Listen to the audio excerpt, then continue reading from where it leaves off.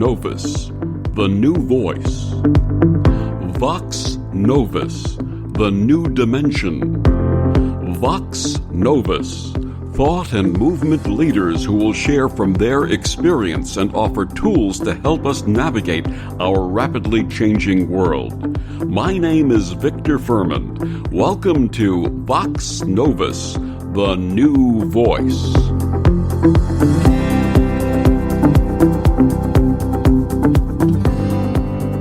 Every religion and faith share their respective vision of the afterlife. These include variations of heaven and paradise, as well as hell and perdition. There are some who believe there is nothing, and others who say that we reincarnate each time to learn a new lesson and grow. There are also those who have had NDEs, near-death experiences, and have returned to share new, wonderful, and transcendent concepts, often contrary to what their respective faiths have taught them. My guest this week on Vox Novus, Nanci Danison, had this very experience. A highly successful and dedicated lawyer and trial attorney, Nanci had a near-death experience in 1994 at the age of 43 that gave her a new perspective on life and afterlife. Using her skills as a jurist, she evaluated evidence to such questions as, what is God? Who am I? What is the purpose of this life? What happens when we die? Nanci's been featured on biography channels I Survived, Beyond and Back, as well as several television and radio programs, including Coast to Coast AM with George Noory. She's the author of numerous articles and books, including Backwards, Returning to Our Source for Answers, Answers from the Afterlife, and Backwards Beliefs, Revealing Eternal Truths Hidden in Religions. Her website is backwardsbooks.com, and she joins me this week to share her path and story. Please join me in welcoming to Vox Novus, Nanci Danison. Welcome, Nanci. Well, thank you so much for having me, Victor. I'm really thrilled to be here. And Nanci, please share with our listeners your early path and beliefs and how you chose law as your career. My early path and beliefs were Roman Catholic. I went to Roman Catholic undergraduate, high school, and then I went to a Methodist college. And then, of course, I went to law school, which is sometimes called the devil's school. But, I got into law as a plan B. I wanted to be a physician, but things just didn't work out for me, partly because my father died and I didn't have the funding, and partly because I kind of felt that was the wrong path for me. I'm an empath, and I had this feeling that I would take on the illnesses of everybody I treated. I thought that was not a good plan. So I went to law school. Absolutely. Tell us about your Catholic beliefs. What was your upbringing like? What did they impart on you? I grew up with the Father, Son, the Holy Ghost, and priests and nuns, and I believed that I was born as Nanci Danison, that I would live forever when this body died, but I didn't have any concept of ever having lived before this body. I believed that we had to follow all these rules and practices that the Catholic Church set out for us. But I think my overriding belief was that I wanted to do the right thing. I always have wanted to do the right thing. It's not always possible to tell what that is. Absolutely. Much of your law practice was dedicated to advocating on behalf of others. How did you receive this calling? To advocate on behalf of others? Yes. I was born to it. You know, Victor, I learned while I was in the afterlife that our personalities are crafted by Source. That's what I call God. That Source creates these characters in its mind and assigns personality traits to those characters. Some of the traits are in common with Source.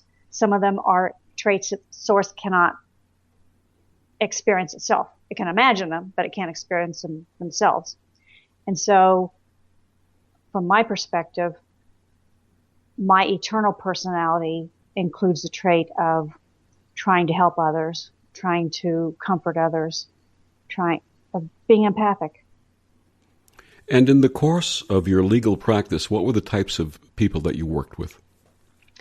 Primarily hospitals, physicians, chiropractors, podiatrists, nurses, therapists. I wanted to help the helpers. And you were also engaged in labor law. I started out in labor law because that's what I was assigned to in my law firm. And I represented employers. But it didn't take me very long to realize that that just wasn't the path for me. Did empathy help you in the process of examining and cross-examining witnesses? I would have to say no. I was a pretty ruthless attorney. I fought fiercely for my clients, and I cross-examined people kind of mercilessly. What I'm saying in terms of your empathic skills, were you able to tell when someone was not being totally forthcoming with you? Not really. When I say I'm an empath, what I mean is I feel other people's feelings. I don't have any intuition into their thoughts. I feel their emotions. And so consequently, if someone was trying to be deceptive, wouldn't there be an emotional component to that? Probably, but I don't pick it up. Okay. So for the most part, in the process of your being a lawyer and litigating and examining and cross-examining people, you were basically operating from the left side of your brain. At the time, I thought that's all that mattered. Okay. That's really what I was trying to get to. Okay. So how did you get from being a partner in a 270 attorney law firm to writing spiritual books? I did it the easy way. I cheated. I died. Before I died, I was driven to make money, to be a success. I created a national reputation for myself by working all the time. And when I died, one of the things that I saw, or one of the huge wealths of information that was open to me, was how shallow and pitiful my life had been, how selfish and focused on money and to the exclusion of love I had been, and I was ashamed. So when I came back from the afterlife, I felt I no longer fit within my law firm, and I didn't want to subject my partners and associates to any fallout that I might experience from having died and come back to life, and having all of my beliefs completely replaced.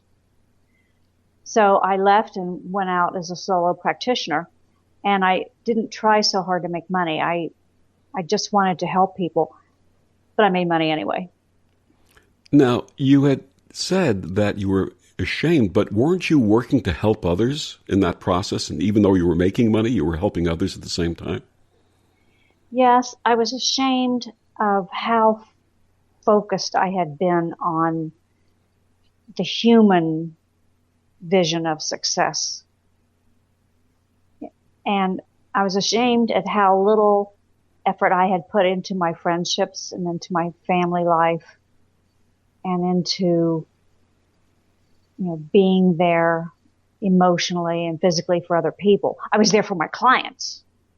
I was there 100% for my clients, but not for the other people in my life. Now, and I realized that, you don't take human success with you when you go into the afterlife. You had mentioned being raised as a Roman Catholic. What were your beliefs prior to your experience? I believed that we had to do what the church told us to do, follow the rules, avoid sin.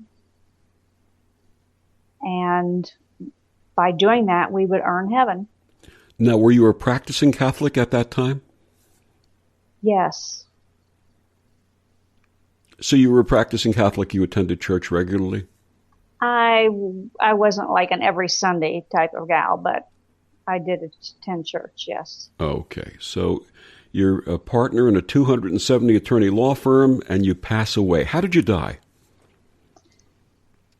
It was as the result of, I think, a combination of anaphylaxis from an allergic reaction and low blood sugar. I was in the hospital for breast cancer surgery. And in order to know where to cut, the surgeon had the radiologist do what's called a needle localization procedure. Not every cancerous lesion can be felt like a lump. Some of them show up on mammogram as calcium deposits, and that's what I had. So a radiologist had to do mammograms and stick a needle with a wire inside it into my breast, into the center of the 3 tumors that I had, so that the surgeon would know where to cut. And she used a local anesthetic on my skin, and we had to go through the whole procedure twice. And it was the local anesthetic combined with not having eaten anything for, like 15 hours that just killed me off. Now, for those who do not know what anaphylaxis is, please explain that. Anaphylaxis is literally dying from an allergic reaction. Your heart rate, like in my case, my heart rate sped up to the point where my heart could no longer sustain the increased beating, per minute.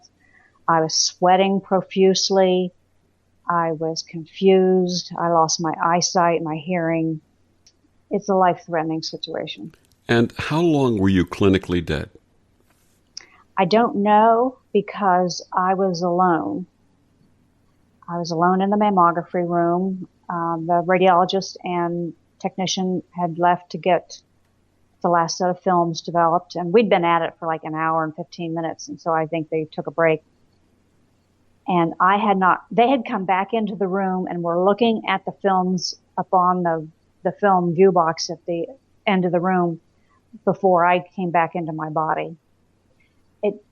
Guessing, like talking to the radiologist, we're guessing they were gone maybe 10 or 15 minutes. Okay. What happened after you died? First, I was in the darkness. Well, the first thing I did was I zoomed down out of my body and went out through the abdomen. I was standing in front of my body saying, "Cool! I didn't know you could do that." And then I was in darkness until I saw a tiny speck of light, and I said to myself, "Oh, I know what that is. I'm supposed to go into the light." And I realized at that time that I had done this many times before. I couldn't predict what was going to happen next, but at each step I recognized that I had done it many times before. So as soon as I thought I'm supposed to go into the light, I went into the light. And while I was there, it was just me and the light. And waves and waves and waves of unconditional love and bliss and acceptance and knowledge. I had tons and tons of knowledge dropped into my mind, all of which I could absorb at the same time, contrary to how we get knowledge in a human body. Spent a long time trying to figure out, what had happened to me, because I never lost consciousness, not one moment. After spending a lot of time getting this knowledge, I realized I could see through the back of my head, and then I looked down and I could see my human body down in the mammography room in the hospital. And I said to myself, nah, I couldn't have died. I always heard that you go through a tunnel, into the light. And I'm already in the light. I didn't go through a tunnel. And then instantly I was in a tunnel. And I spent some time literally creating in my mind physical environments just like Earth that were just as real as Earth. After I did that, I met with my 5 dearest eternal friends, none of whom I've known in human life. I spent some time with them catching up and spent some time merging into their energy. Like I could merge into one of them or all 5 of them. And when I did that, I could live snatches of the lives that they had lived, the physical lives they had lived. And they watched my life review as I was having it and participated in it. And I got back all my memories of all the incarnations I'd ever had. And then I started getting more knowledge, and I realized if I focus my attention, I could get knowledge on particular subjects. So I asked, what is God? What am I? Where's heaven? Where's hell? What's the purpose of life? Why am I on earth? And what's the one true religion? And we're gonna touch on those questions in a minute, but you had mentioned the fact that you had recognized each step of the process along the way, obviously from the past lives that you had lived, reincarnation, and you had passed in those lives, and so you remembered all of these steps. Yes. Was there any difference between the steps in this time than your memory from the previous times? Yes. I did not recall ever watching creation before, and this time I watched creation as source, through its eyes, feeling its feelings. I also watched it as myself, as a separate soul at the same time. And then there was kind of like, not a voice exactly, but telecommunications coming into or telepathic communications coming into my mind, explaining things to me. That was new. And why do you think you had those new experiences this time? I didn't know at the time, but it appears that I was intended to become a messenger.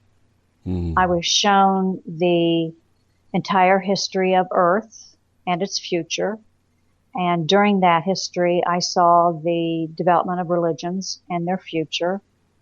And I was given information about, Source has sent 1 million messengers. None of them were religious leaders. I spent some time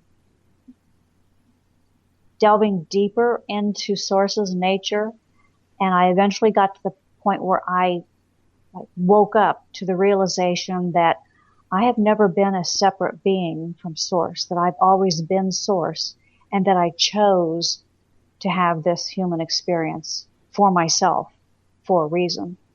Mm.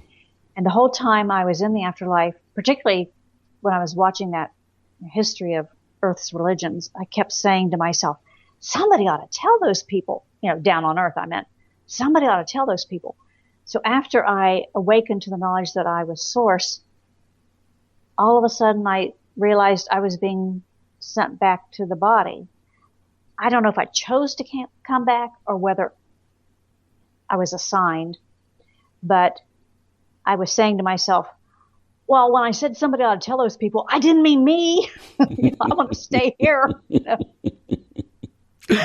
And so I took from that I'm supposed to be telling those people. Many people who've had near-death experiences are basically told by someone or something that it's not their time and that they have to come back. Did you have that experience also? No, it was my time. Okay. I think the only reason why I came back was because at the end of my time in the afterlife and after realizing, that I'm Source and realizing that I had information that could comfort, people on Earth, I decided at that point, to come back. But before that, I knew I wasn't coming back to Earth, so I didn't pay much attention to Earth's future. I saw all of Earth's future, and I'm thinking, doesn't apply to me, so I didn't remember it. Mm-hmm. You had talked about in your career wanting to help people, and that's exactly what you did in your legal work. Is there a similar nature to the coming back because you wanted to share the message? Yes. And I've also tried to help people through the nonprofit organizations I've volunteered for.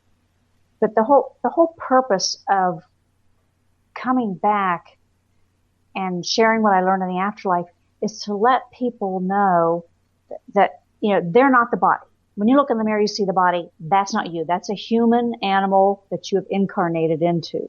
You are the soul inside. the personality that you hold dear, that you recognize as yourself, that lives eternally, is the soul inside the body.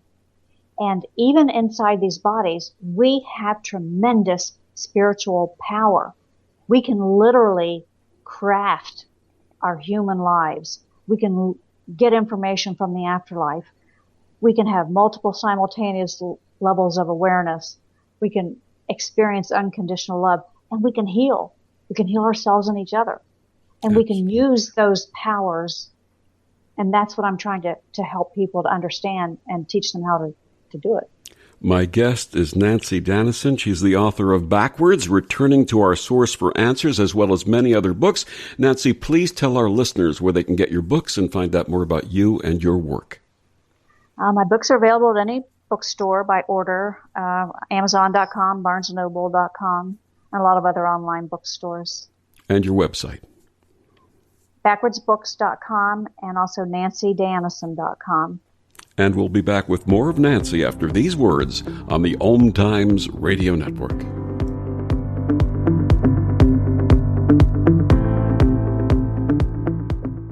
The best of the holistic, spiritual, and conscious world. OMTimes Radio. IOM FM. OMTimes Magazine is one of the leading online content providers of positivity, wellness, and personal empowerment. A philanthropic organization. Their net proceeds are funneled to support worldwide charity initiatives via Humanity Healing International. Through their commitment to creating community and providing conscious content, they aspire to uplift humanity on a global scale. OMTimes, co-creating a more conscious lifestyle. Hello, I'm Sandy Sedgbeer, host of OMTimes Magazine's flagship radio show, What is Going On? My passion is sifting through information, research, and innovations from new thought teachers, speakers, and researchers pushing back the boundaries of what we know about life, energy, metaphysics, and the universe. I love shifting perceptions about who we are, why we're here, and how quickly impossible becomes normal when we open our minds, expand our awareness, and accept that the only limits that exist are those we place upon ourselves. So if you're the kind of forward-thinking, eager investigator of what lies beyond the current reality that most perceive, why not make a date to come play with me in the field of possibilities at 4 p.m. Pacific Time, 7 p.m. Eastern Time every Thursday, and together we can discover what's really going on. It's 4 a.m. and you're sucking baby snot through a tube because she's congested. If you love her that much, love her enough to make sure she's buckled in the right car seat. Find out more at nhtsa.gov/the right seat. Brought to you by the National Highway Traffic Safety Administration and the Ad Council.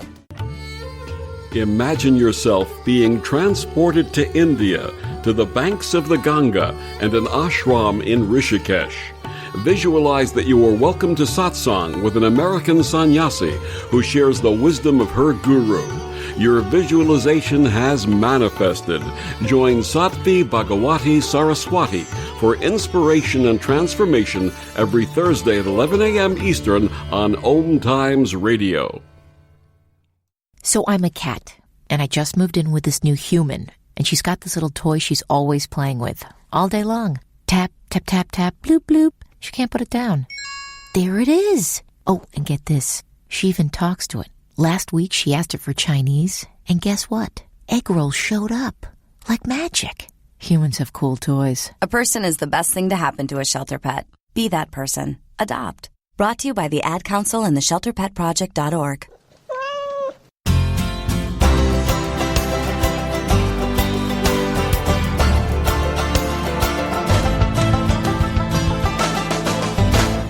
Back on Vox Novus, my guest this week is Nanci Danison.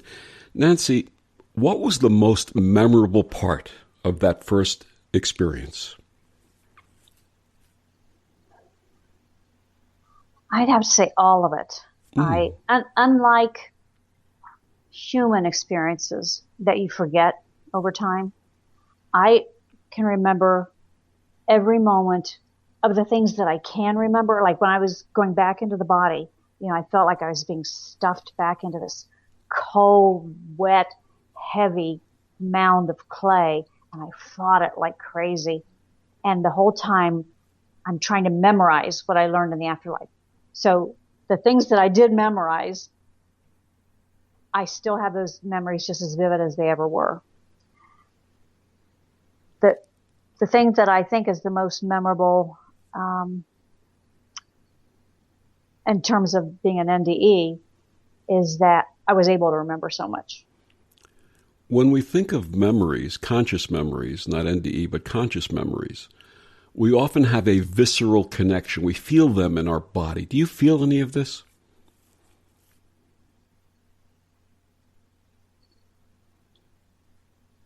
I feel it so much that it is difficult not to sit here crying. Mm.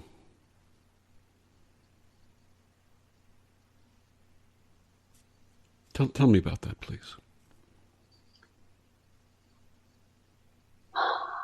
I'm having a terrible time with what's going on in the world right now, you know, with the political strife and the racial strife and, you know, people being, you know, it seems like half our population is completely self-absorbed. And it hurts me deeply because I'm contrasting that with what I know we can be like, what I experienced in the afterlife and what I saw was going to be possible in the future. And so I feel everything that I see on TV. I read stories about, you know, the coronavirus, and I feel that. And it's, you know, being an empath is not a fun place to be right now. Absolutely. I have total empathy for you because I also am an empath. Before we start with the actual messages and the information that you brought back, being a lawyer, being someone who was so left-brained for so many years, did you ever cross-examine yourself to validate your experience?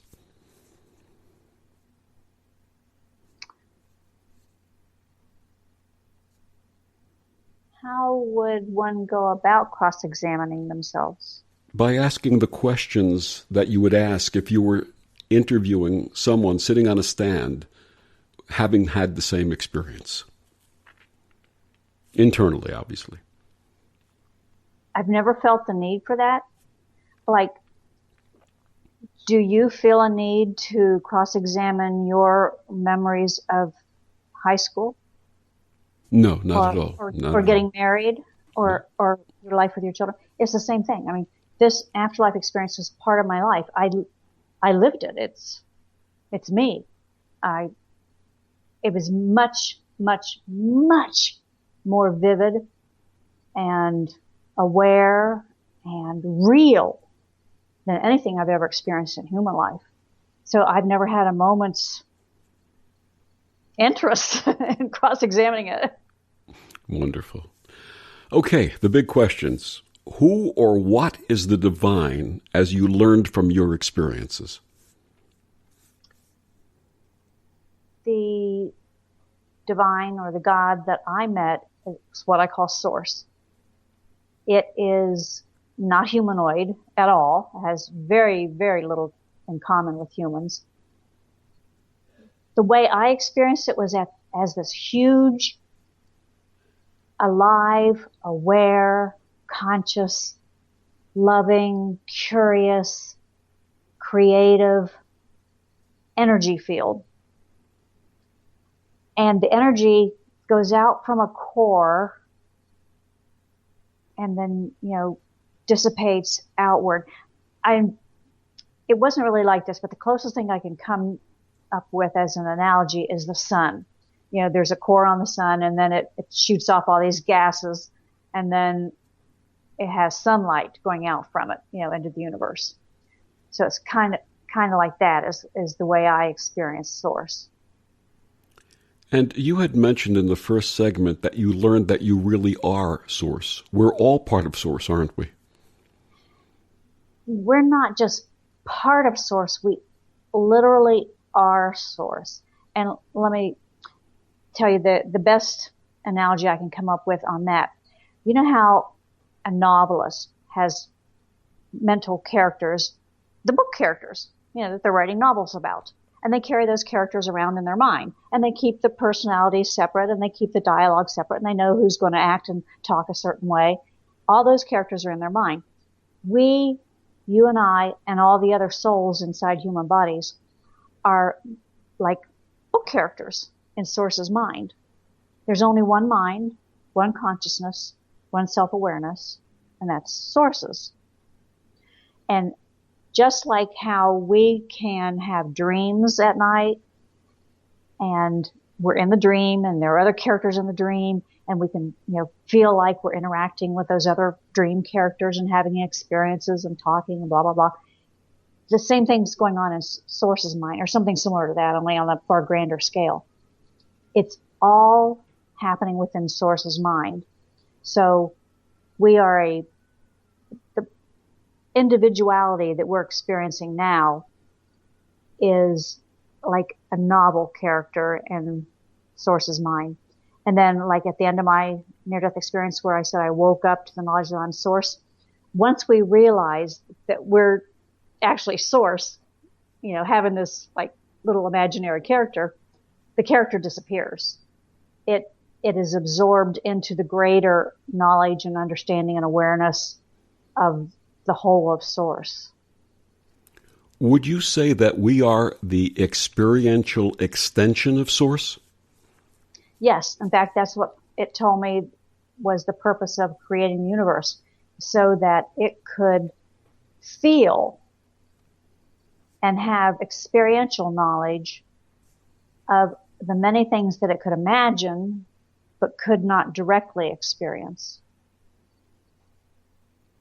And what is the meaning of life?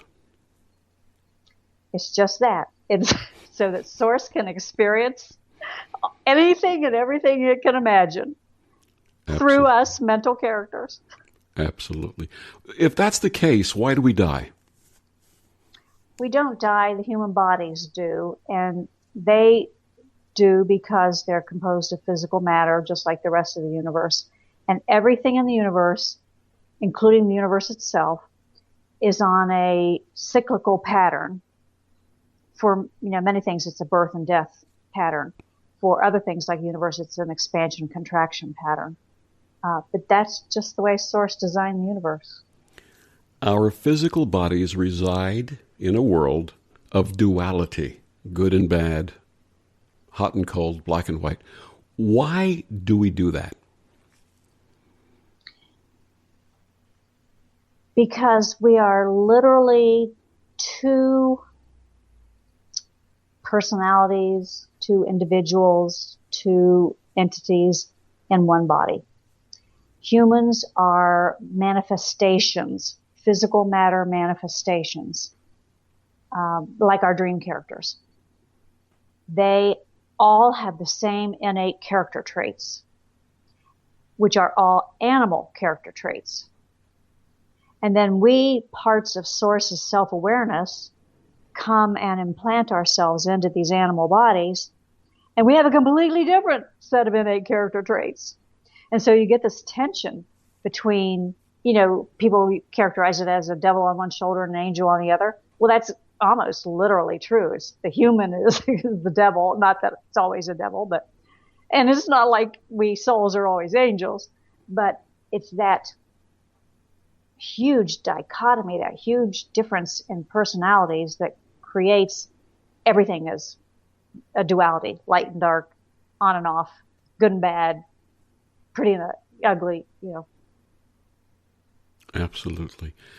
And is there a point at which we stop coming back into these bodies?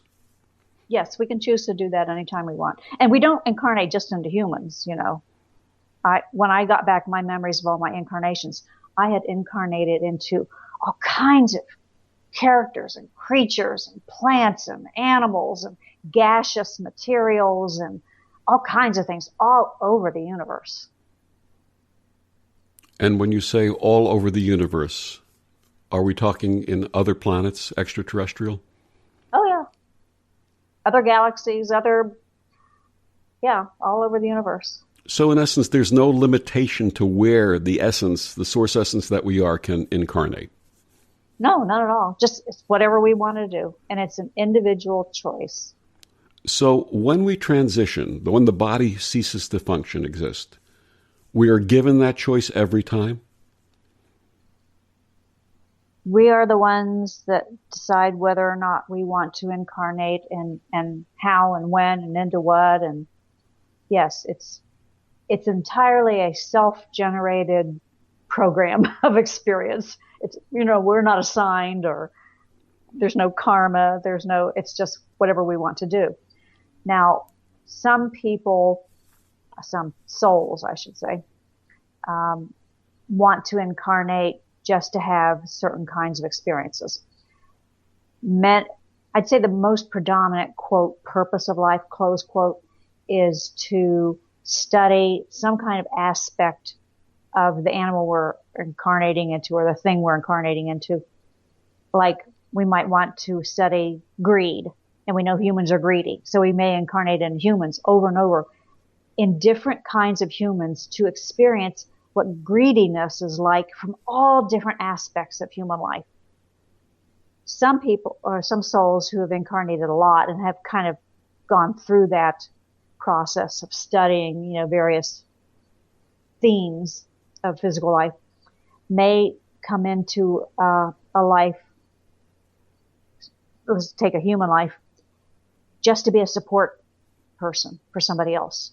Like, their sole purpose of living may be to love a particular soul that they're incarnated with, and to help that soul get through its incarnation. Other souls that have had a lot of incarnations may come into a physical life just to do one thing. Like, somebody needs surgery, and this soul is there to be the surgeon in that moment in time, and that person they save in surgery goes on to be like the President of the United States, or, some influential whatever. It's, it's a mission to do a particular thing. You had mentioned the beings that you had reconnected with, that you had known from before. Would you consider that to be soul family? And if that's the case, do we all have some type of soul family? Yes and yes. And how do we recognize those that we've traveled with before if we actually incarnate at the same time? I mean, how do we recognize them while we're incarnated? Mm-hmm. We feel them. I mean, there's nothing about the body you can recognize. We feel them. We feel, yeah. And are there such things as soulmates? They call the people soulmates, people who find each other and fall in love. Is that real? For a few souls, yes. But by and large, mating is a human activity, and it is of no interest to spiritual beings. So, we all don't have physical soulmates that we're supposed to mate up with. But there are soulmates, like you just said, people that we know in the afterlife, people who are our loved ones in the afterlife, who are incarnated at the same time, and we recognize them. Those are our true soulmates, but they're not necessarily people we're going to marry. But quite often those that we end up in relationships with while in the physical state are those that we're here because they're going to do something for us, or we're going to do something for them to help them improve and grow in their path. Maybe. But I would say that if you're talking relationships like mating relationships, I think 99% of those are just hormones and chemicals. So in other words, if I meet someone in a lifetime and I whatever the level of connection is, whether it's attraction on the physical level or whatever it might be, but that person is a soul or a source part that I have worked with or know from before, and recognize that they have a lesson to learn in that specific incarnation, would I be there to help them with that lesson? If that was your purpose in incarnating. But, you're talking about lessons to be learned. We don't have any lessons to be learned. Experiences to experience, I'm sorry. Yeah. Yes. Then the answer would be yes. The answer would be yes. My guest is Nanci Danison. She's the author of the book Backwards, Returning to Our Source for Answers, and also Answers from the Afterlife and Backwards Beliefs, Revealing Eternal Truths Hidden in Religions. We'll be back with more of Nanci after these words on the OMTimes Radio Network.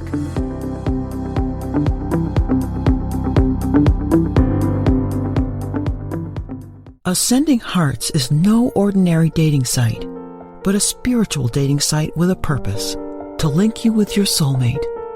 We engineer the serendipity so you can trust that you will attune with someone that has the same matching vibration as you. Ascending Hearts, the conscious dating site for the spiritually aware. Try Ascending Hearts for free. AscendingHearts.com. A social distancing tip. While the CDC urges you to avoid close contact, like hugging or shaking hands, there are other non-physical ways to say hello. Wave, wink, use sign language, salute, smile, give the peace sign, throw up an air high five, do jazz hands. Remember, stay a minimum of 6 feet or 2 arms length away from others and stay home if you can. For more info, visit coronavirus.gov. Let's all do our part, because we're all #AloneTogether. Brought to you by the Ad Council. Hello, I'm Lisa Berry. Join me every Monday at 1 p.m. Eastern Time for Light on Living. A chance to see new, hear different, and feel more as I shine the spotlight on all the ways to lighten the load of life's challenges. Light on Living is your link to that new way you're looking for, that new understanding that will enhance your life, and that positive connection that will support your growth. So join me and you'll gain insight and start to see things in a new way that motivates you. I learned patience from my adoptive dad. All he had to say was, "Hey, you got this. Just breathe." Hey, we're pretty good. Yeah. Might have to start a band. I got it. Learn about adopting a teen from foster care. You can't imagine the reward. Visit adoptuskids.org to find out more. This message is brought to you by Adopt US Kids, the U.S. Department of Health and Human Services, and the Ad Council. Hi, we're the Goo Goo Dolls. We're fortunate that we can give our daughters everything they need to grow and learn. But not every child can focus on classes and play dates. Nearly 13 million kids in the U.S. face hunger. That's 1 in 6. School lunch might be their only meal each day, and it's heartbreaking to imagine any child going to bed hungry. We're dreaming of a perfect day when kids can smile, play, and just be kids without worrying about where their next meal will come from. Feeding America is working to make that perfect day a reality. Each year, the Feeding America network of food banks rescues billions of pounds of good food that would have gone to waste. That food is given to families and children in need. Being a kid should be about doing things that make an ordinary day extraordinary. Learning to play an instrument, building a sandcastle, hosting tea parties. Hunger should never be an obstacle to growing up. You can help end childhood hunger in your community by visiting feedingamerica.org. Brought to you by Feeding America and the Ad Council.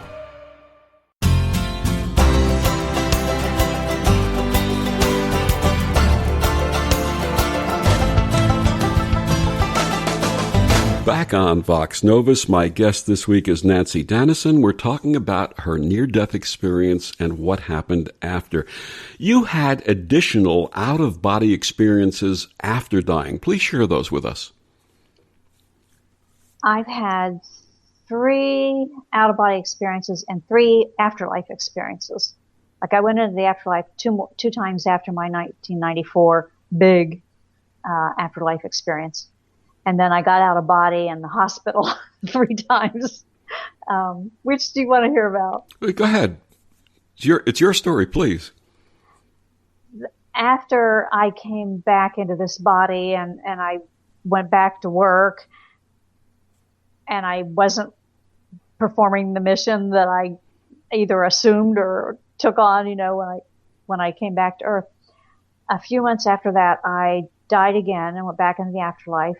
And I met with a group of light beings that I understood to be my counsel. Like if you have a specific mission, then there will be souls, light beings in the afterlife who help monitor your life because you're not going to remember what the mission is. And you don't know whether you're performing it or not when you're in a human body because you're just thinking like a human. So they kind of keep you on track. And so they told me I was not performing my mission. They kind of like gave me a smack up the side of the head and said, get with the program. So after I came back to the body after that afterlife experience, I realized I was going to have to start, telling people. And eventually I did.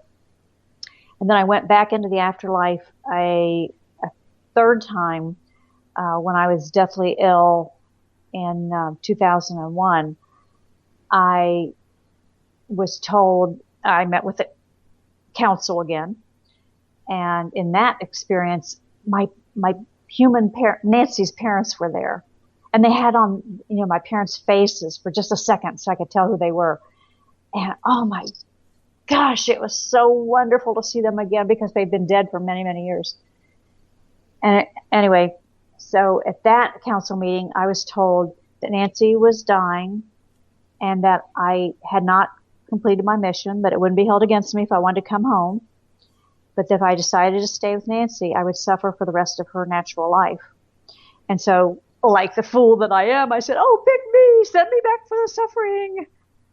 That's what I got. Mm. Mm.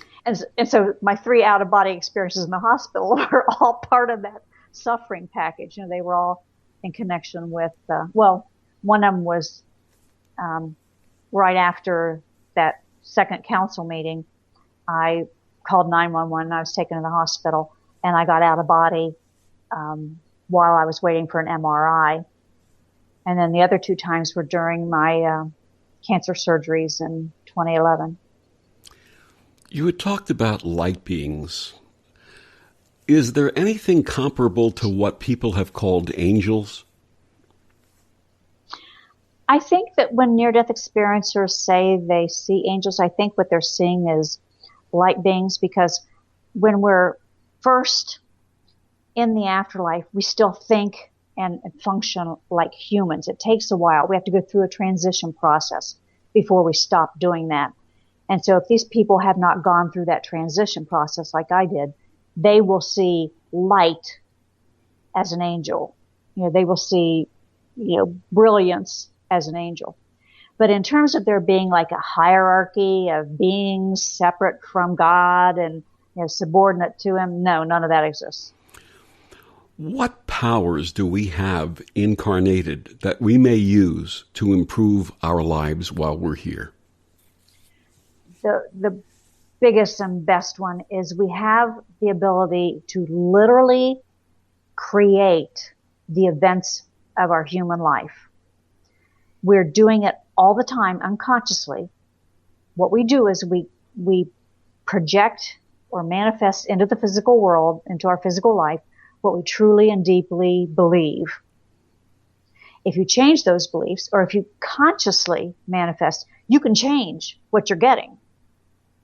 And it's just like Source created the universe. We create our own little universe in our, physical life in this exact same power. The second big one is we have the ability to access universal knowledge. You don't need a psychic to tell you anything. You can get it directly. You can ask your deceased loved ones directly. You can, scroll through the knowledge base of Source directly. And the third biggest one is we can self-heal. I mean, we can heal these bodies. We can heal ourselves emotionally. We can heal ourselves mentally. We can do it if we use this spiritual ability. What spiritual powers may we use to serve others and improve the world in general? Unconditional love. That's a superpower that is not used nearly enough. Humans are by nature selfish, self-absorbed, self-conscious. That their whole world is composed entirely of their own wants and desires. If you can step away from that human personality and just be naturally yourself as the spiritual soul inside the body, you have unconditional love. And with unconditional love, we do what's best for the most people involved. not for ourselves. We really don't know while we're incarnate what the highest purpose of a person is. No. A lot of people who are involved in healing and spiritual work often are left questioning the efficacy of what they do because someone that they've given this energy to and worked to have passed or transitioned. That might be the person's purpose at that time, is to leave this body, leave this incarnation, and go on to source and back to themselves in source, and then find something new to do, isn't it? Yes. And, there is a wonderful gift in the afterlife called the life review. And during that life review, these healers and these spiritual people that you're talking about will be able to not only relive what they did to help others, but they'll feel what they felt and what the other person felt. So they will feel the gratitude and the love and all the full panoply of emotions that their work and their efforts generated in other people. Are there lessons that we may learn from the upheaval and changes of 2020?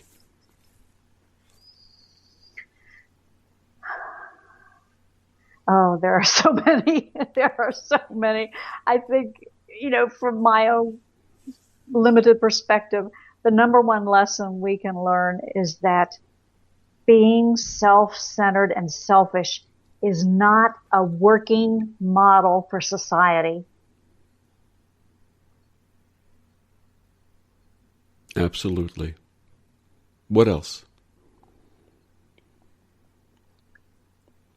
When I was in the afterlife, I saw, Earth's future, and I saw that we would go through this tremendous transition that we're in right now into a more peaceful and loving and other-centered society and culture. So I think that during this transition time, we each make a decision. Am I going to stay here and try to help from inside a body?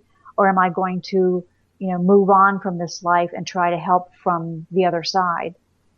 And so I think what we can learn during this time period is which we should do. What would you share with those who have recently lost loved ones and are grieving right now? Oh my gosh, my heart just bleeds for you. I think the most comforting thing that I learned in the afterlife is that you cannot lose anyone. When we incarnate, we only put part of our energy, our spirituality, our personality, our intellect into the incarnated being. So only part of you is in this human body. The rest of you stays in the afterlife.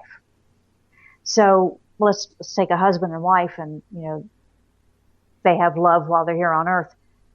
When one of them dies, they think that the person who died is cut off from them, but they're not, because they're both still in the afterlife together.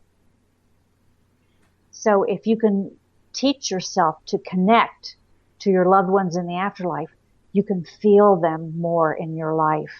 You can feel less loss. You can learn to communicate with them. And is there a technique you can share? The one that I find the easiest is through dreams. You set your intention before you go to sleep to, talk to your dead father. And you may have to do this a bazillion times before you actually get that communication. But it's easiest for our loved ones in the afterlife to come and talk to us when the body's asleep, because it's out of the way. And you don't have to worry about, the human interfering with the communication. The problem is, so often when we do get these communications from loved ones in our sleep, we don't remember them when we wake up. But they can leave a lasting feeling. Absolutely. From all of your experiences, what hopeful message would you share with us?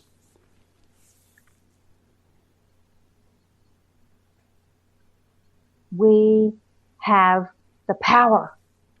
We have tremendous power. We have incredible power. We have all the power of what we call God at our disposal. All we have to do is learn how to use it. And use it for the higher purposes. When we're using spiritual powers, that's the only way it can be used. It can't be used for human greed or for any, what you would call, a negative purpose. And ultimately, love, unconditional love, kindness, compassion, these are the keys to what we need to bring to this world. Absolutely. My wonderful guest, Nanci Danison. Nanci, one more time, please tell our listeners where they can get your books and find out more about you and your work. You can get my books you can order them through any bookstore, bricks and mortar bookstore, online bookstore. A lot of the online stores have them, listed, like Amazon and BarnesandNoble.com and eBay and Walmart, and there's all kinds of places. I have two websites that tell about as much about me as you'd ever want to know: backwardsbooks.com and NanciDanison.com. Nanci, thank you so much for joining us and sharing your story and your messages. Thank you so much for having me. And thank you for joining us on Vox Novus. I'm Victor, the Voice Fuhrman. Have a wonderful week.